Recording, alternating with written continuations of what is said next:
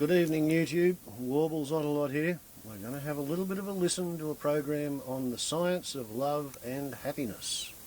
When we're all alone, keep it up, girl. You're with All in the Mind on RN. I'm Lynn Malcolm.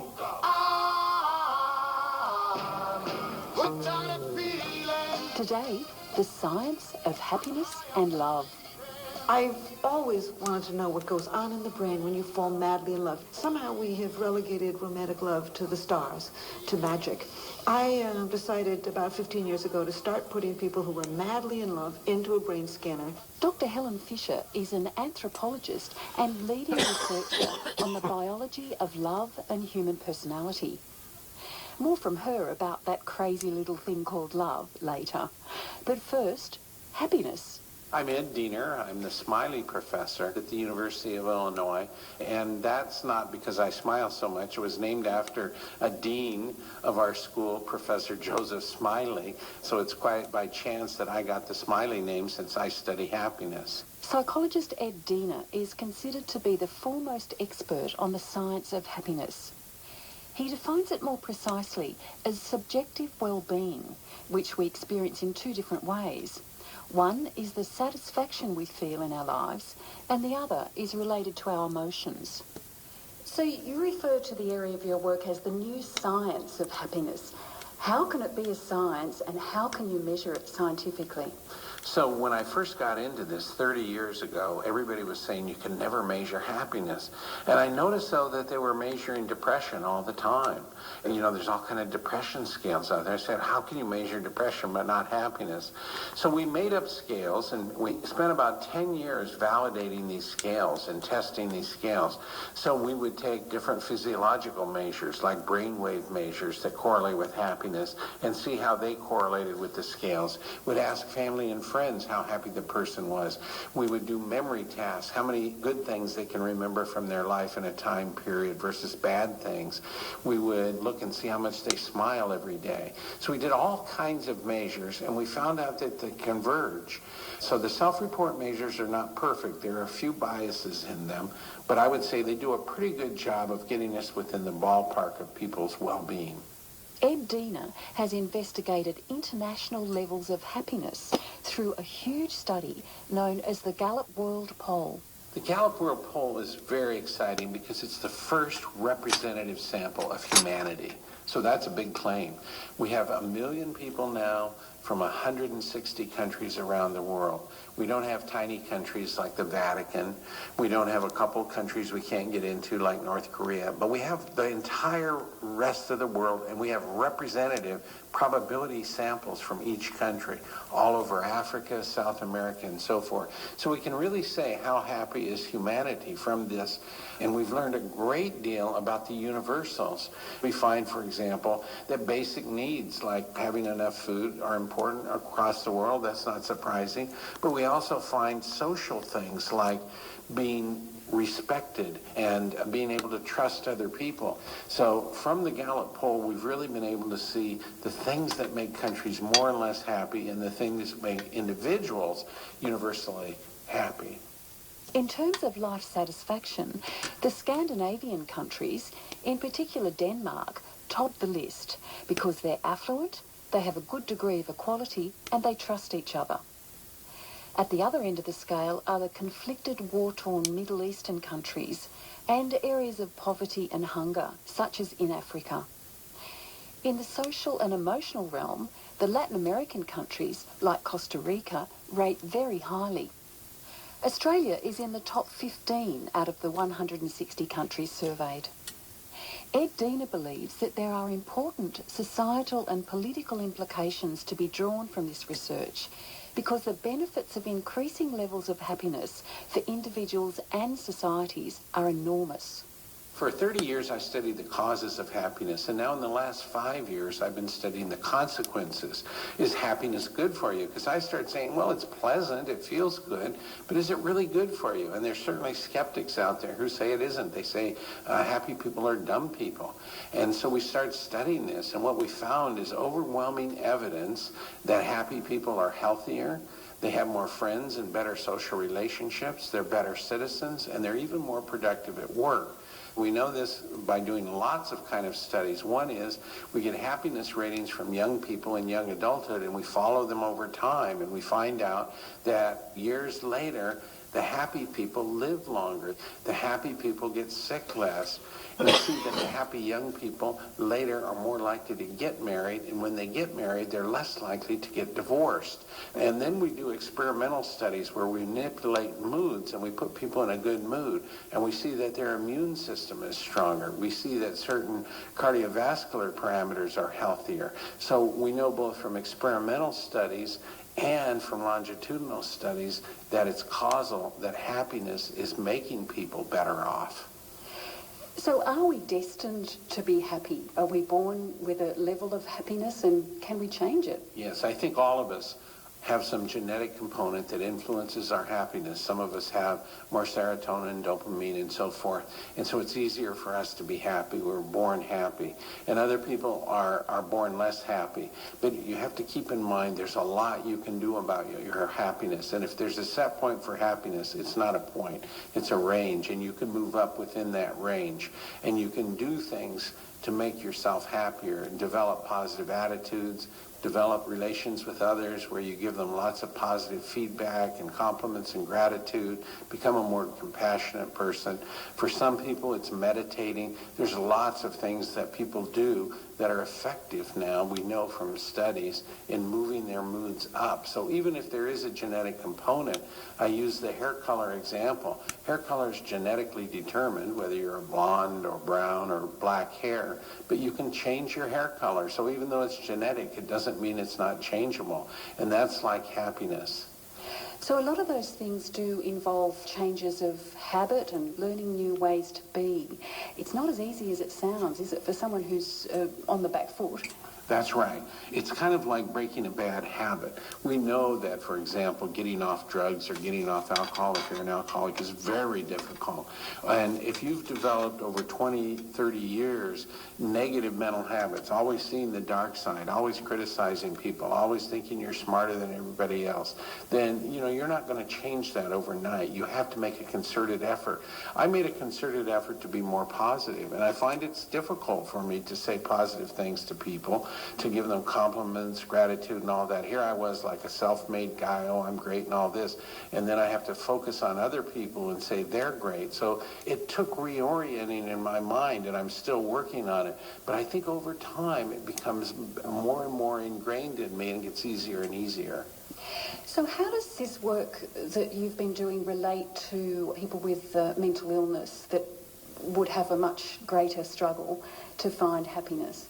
Mental illness is one of the greatest, if not the greatest, causes of unhappiness and misery. The misery coming from mental illness, and I'm talking about depression, schizophrenia, it's huge because it not only affects the person who has the mental illness, it affects their family. So if you have a schizophrenic in your family, your whole family is going to be impacted by that.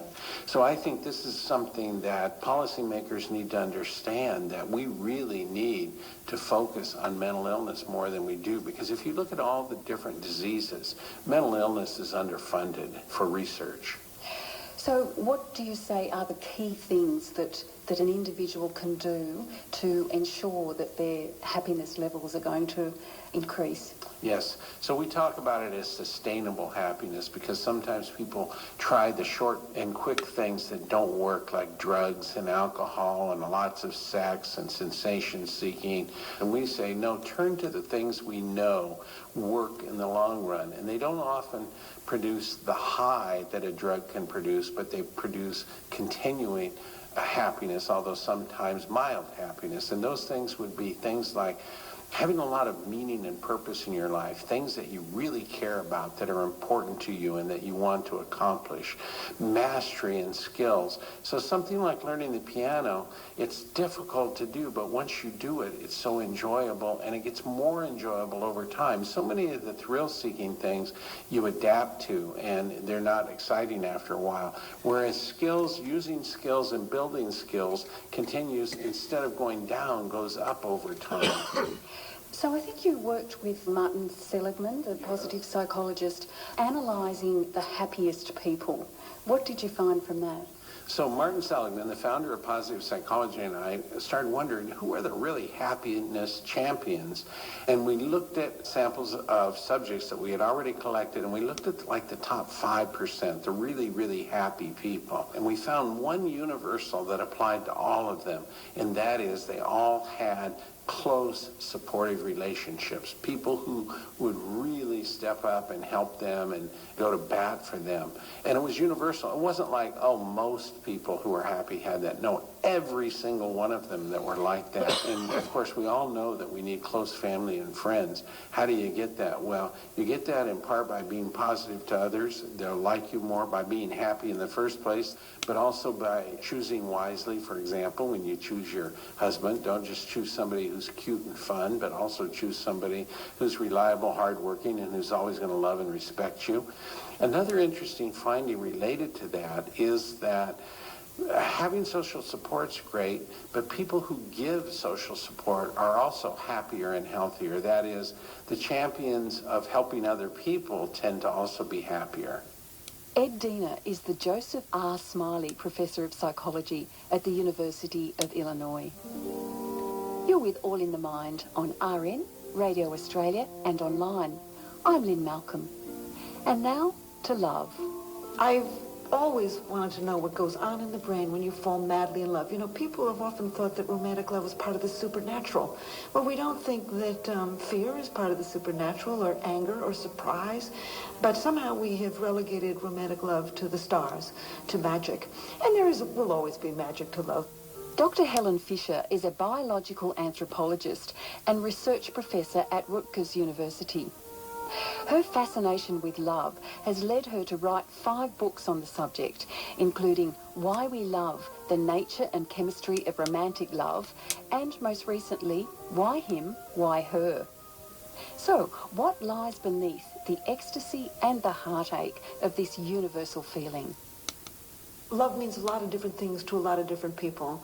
I study the brain, and I think we've evolved 3 distinctly different brain systems, each one of them various people would call love. The 3 brain systems are the sex drive, the craving for sexual gratification, linked with the testosterone system in both men and women. The second is romantic love, obsessive love, being in love, infatuation, whatever you want to call it, linked with the dopamine system in the brain. And the third brain system is attachment, that sense of calm and security that you can feel with a long-term partner. Other scientists have linked that with the oxytocin and the vasopressin system. So I think all kinds of love are different varieties, different variations, different ratios of these 3 different chemical systems. And when you're madly in love with somebody, you know, you can wake up in the morning and feel a sex drive for them, and then you're having breakfast with them and you feel a deep sense of attachment, and then you go off to work and they send you a beautiful email and you get that rush of intense romantic love. So you can feel all 3 of these systems in different ways at different times and for different people. I mean, you can feel deep attachment to your children, intense romantic love for a baby that you've just had. Yeah, 3 different brain systems.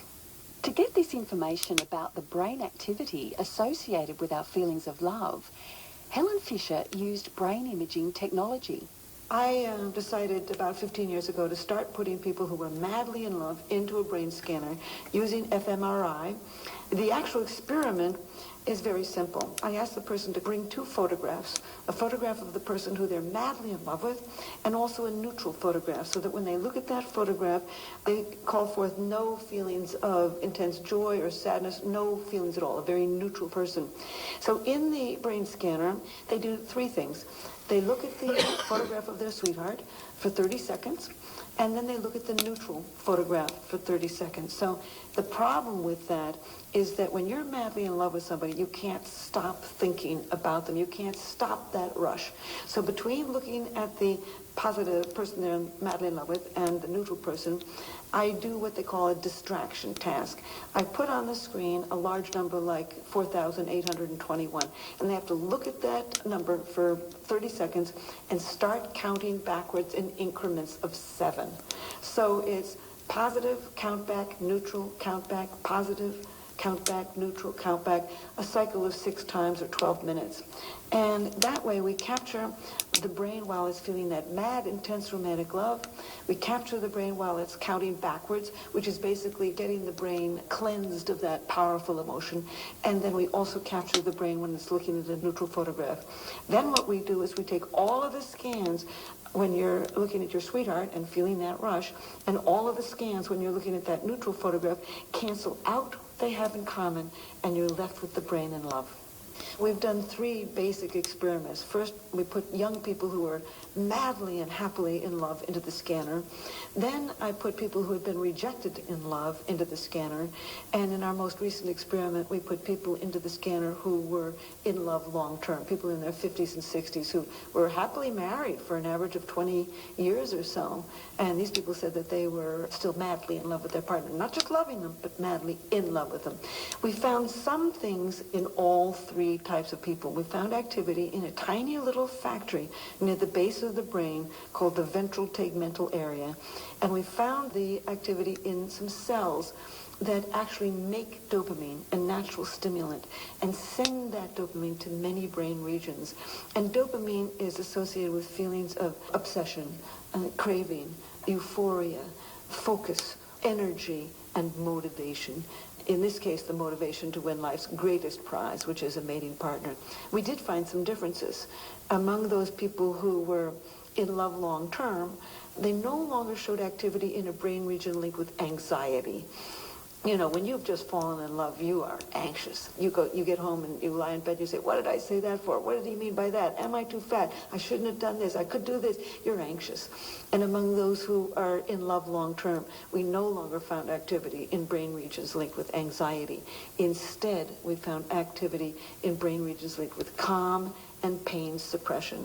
You still feel deep attachment to the person, but that early stage insecurity, anxiety, and tension is now replaced with calm.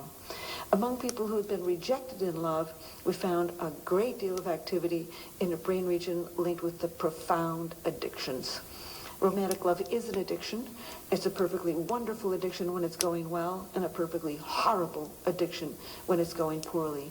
And among those people who had just been rejected in love, we found activity in a brain region linked with intense romantic love. You know, if you've just been dumped, you just like the person even more. And the reason being is because you're amping up that dopamine system. We also found activity in the brain region linked with deep sense of attachment among people who had just been rejected in love. And last, but by no means least, we found activity in brain regions linked with pain and the anxiety that goes with physical pain. So when you have been rejected in love, you're craving the person, you're madly in love with the person, you're feeling deep attachment to the person, and indeed you are in physical and emotional pain.